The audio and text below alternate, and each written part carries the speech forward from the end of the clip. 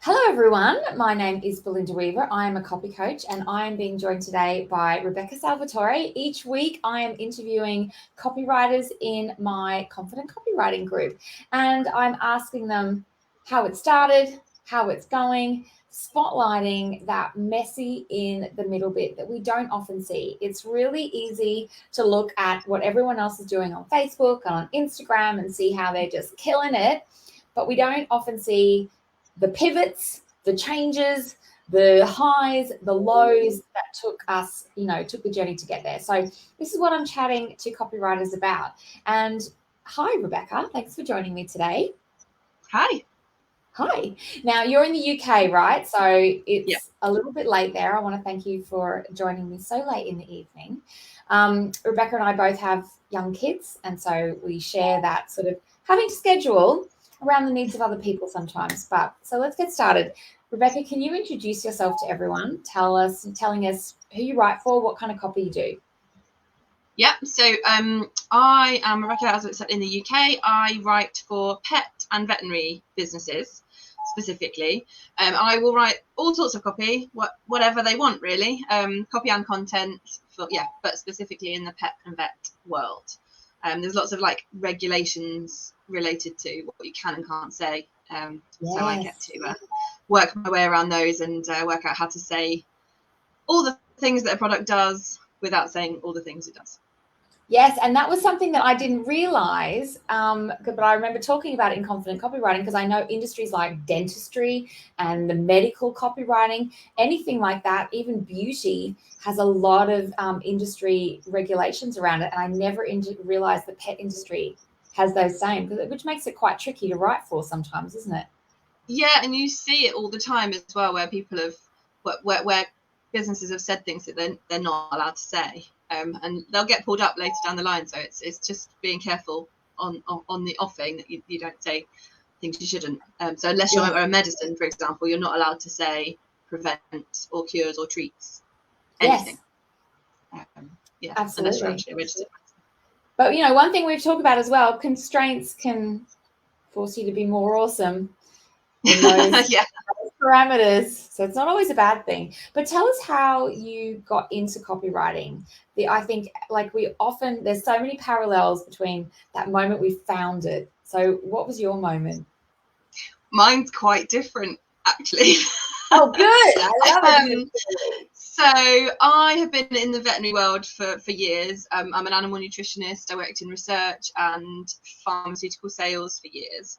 Then I had my small people and I went off, I gave up my big corporate job, didn't work in that industry at all. And I picked up work in the charity sector, just part-time around the kids.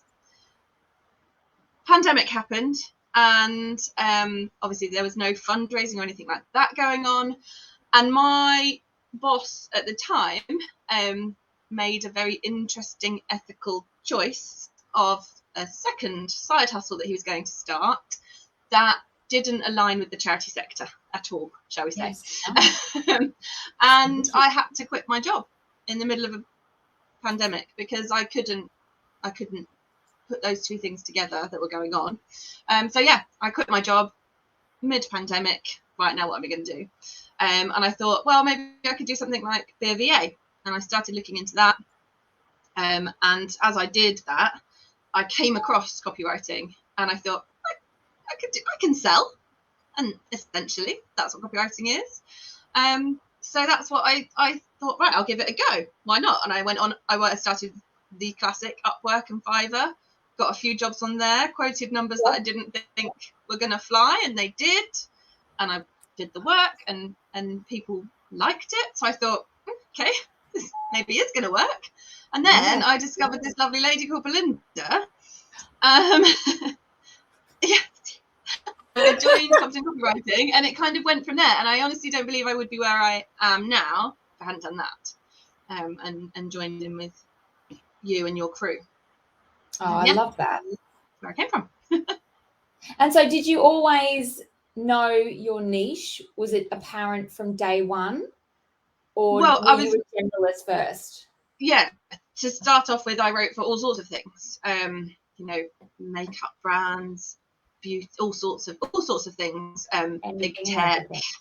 yeah, everything and anything. And then I started getting more of the pet work, and I thought, well, this makes sense. I know about this. Yes. Like my background, I am very knowledgeable in these areas. So yeah, then I started to do more of that, and now I only write about fluffy things. Yes. And, you know, it can go a couple of ways when you have a lot of experience, because I came from an IT background before I got into marketing, and I'd done a lot of different work from programming to analysis and stuff. And I was like, I am going to be very clear about what I'm not going to do.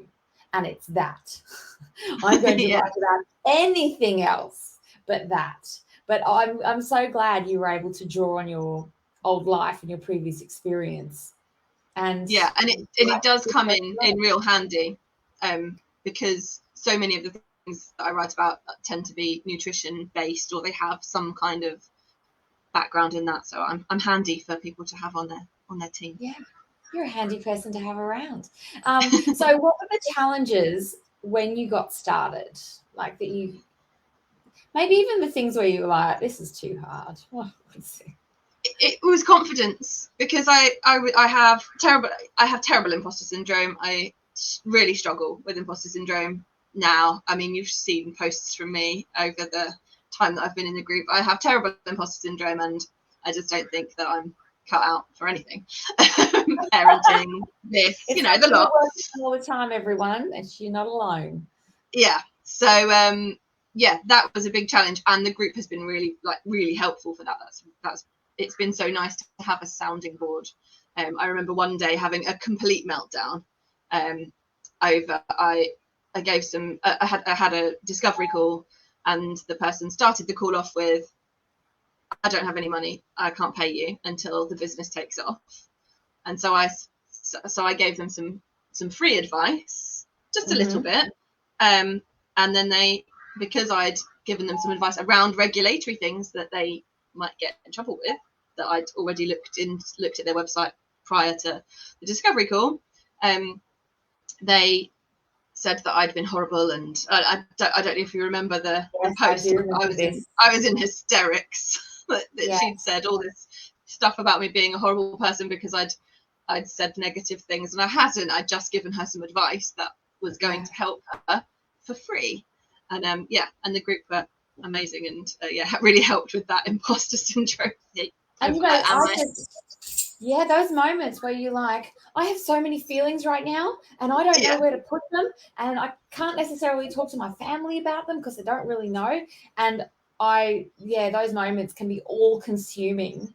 And so it's really useful to have a place where you can go so some people can talk you back off the ledge. Like, firstly, and that's exactly what they did. Yeah. Oh, I'm so glad. And what about things like getting clients, marketing yourself? Like that's tough when you were like, hey, I seem like I can do this.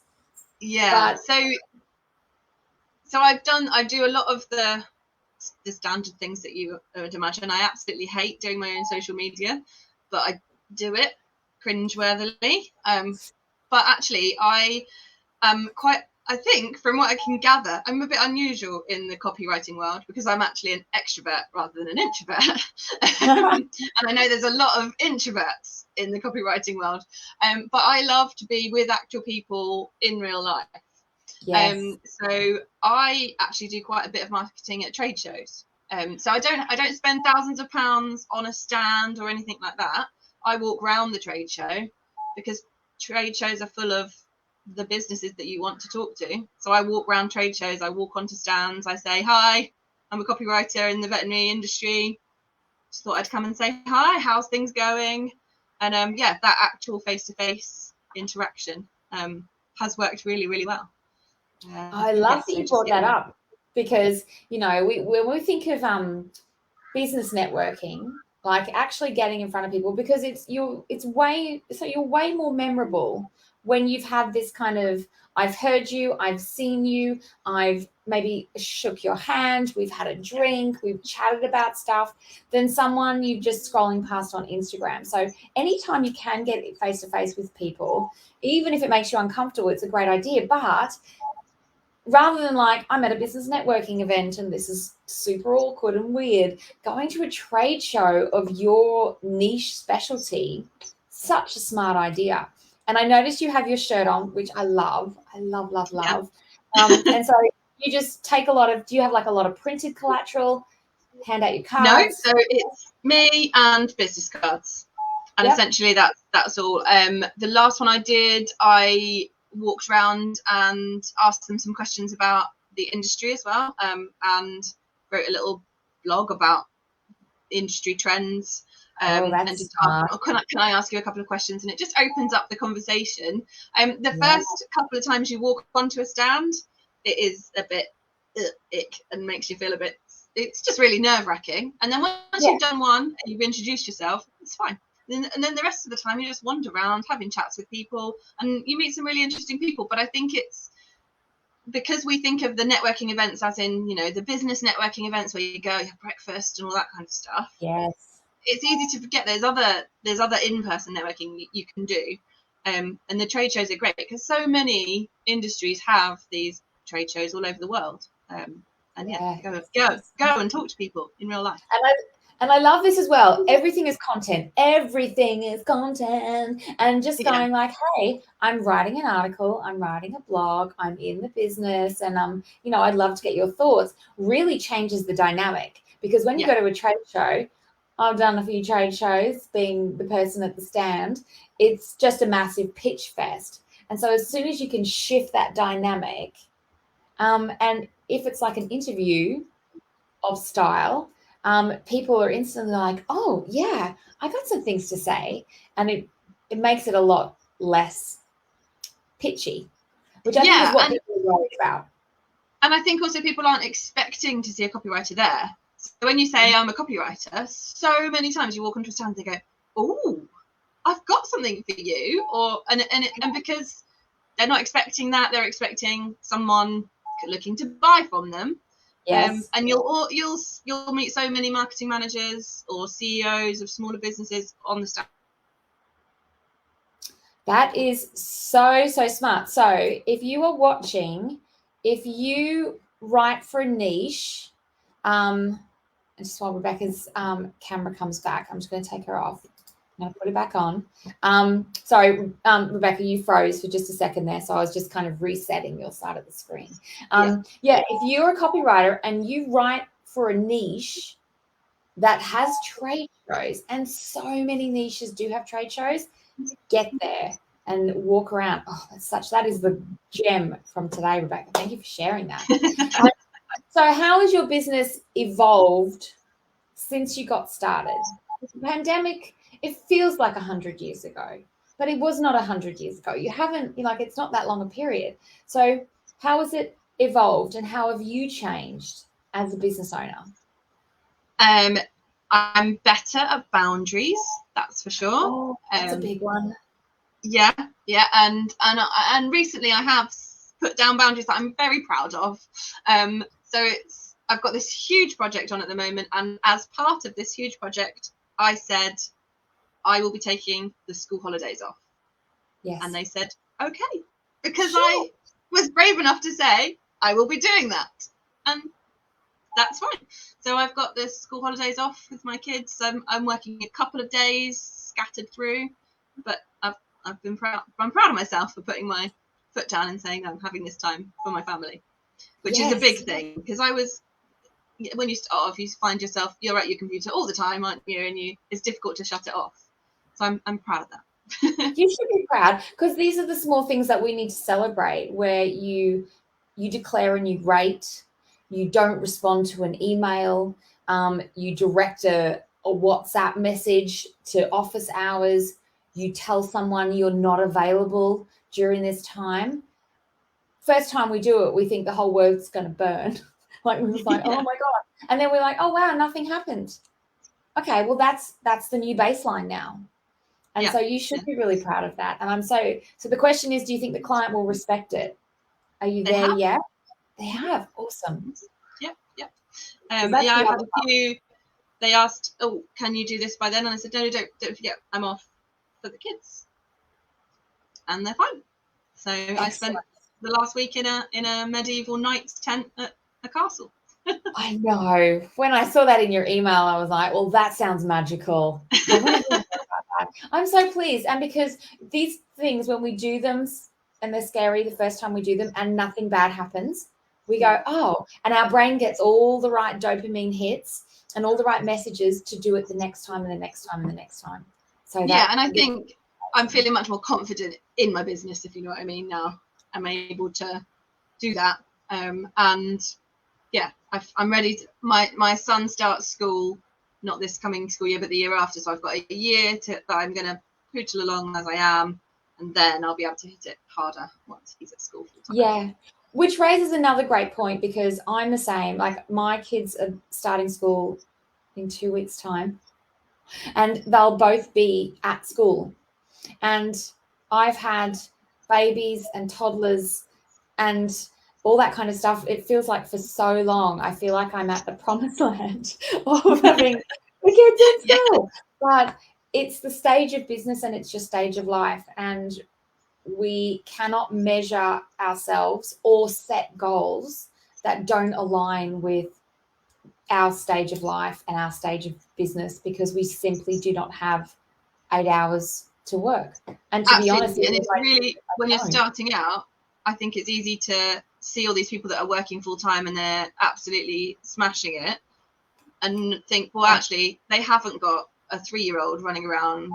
You know, they're not. Either they haven't got children, or their children are older and at school. I don't have to be there yet.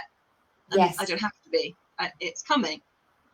Exactly. But that's a kind of hard thing to tell ourselves. I've always had a lot of friction where I've had to go, the time will come, but also, why are you racing towards more work?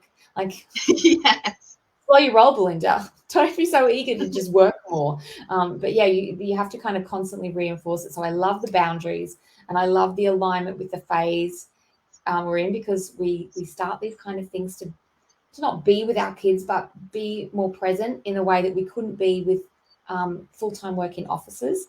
And so we have to make sure we don't just work through the best bits. I say that's mostly a message from me to me. Yeah.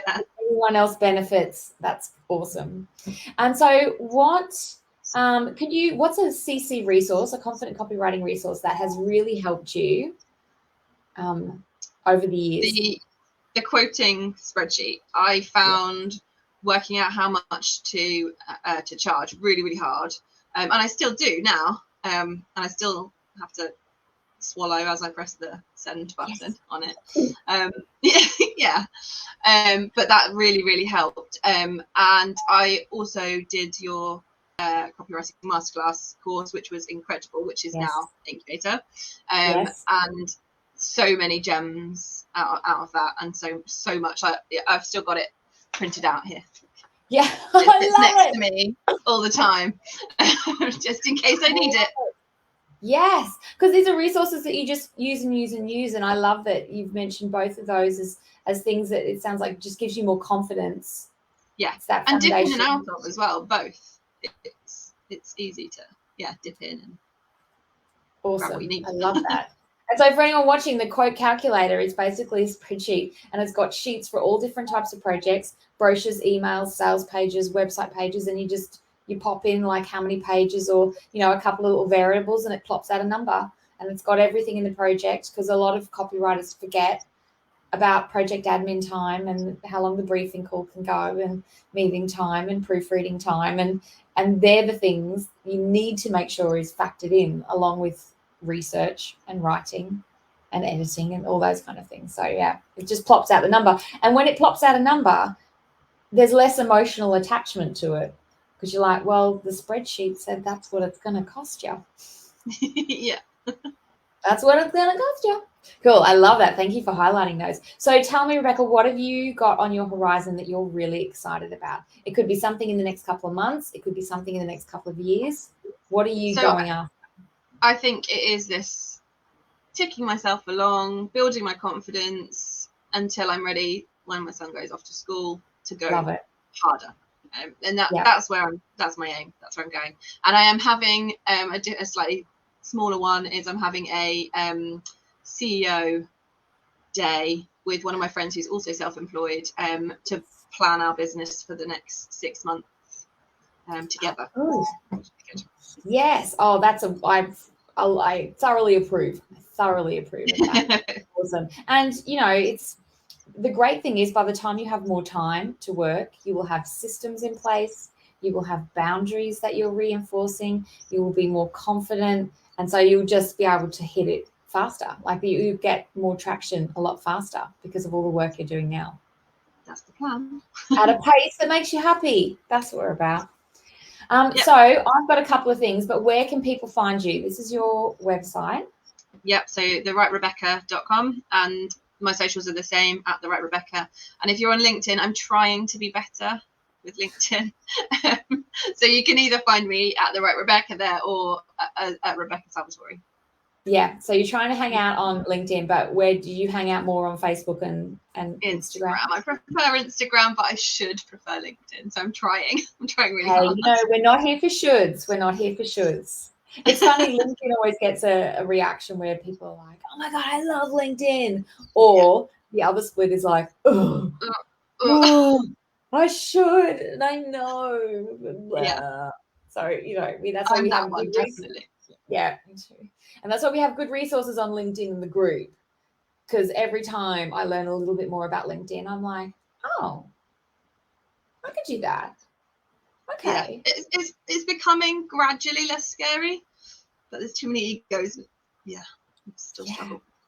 Absolutely. Well, we're not here to talk about LinkedIn. I want to thank you for joining me today. And if you like animals, please check out Rebecca's Instagram. It's a delight every time I'm there. So we're, in Confident Copywriting, we're always there for pets and kids and furry interruptions. But if you're in the industry, check her out at her website, which I'll just put up here now. But thank you for your time. I'm going to let you get on with your evening. I really appreciate it.